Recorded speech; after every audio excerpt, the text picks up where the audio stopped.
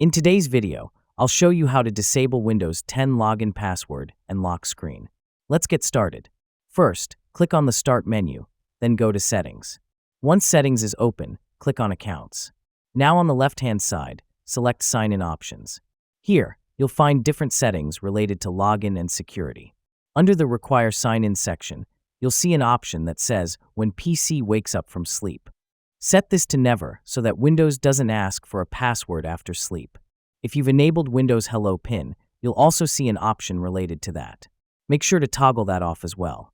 This is important to fully disable the lock screen.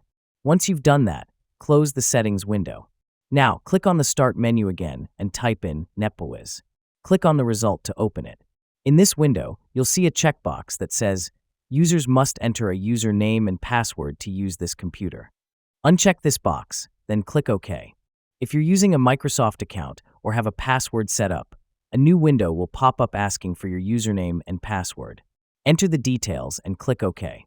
Now restart your computer, and you'll see that it logs in automatically. No lock screen, no password. And that's it. You've successfully disabled the Windows 10 login password and lock screen.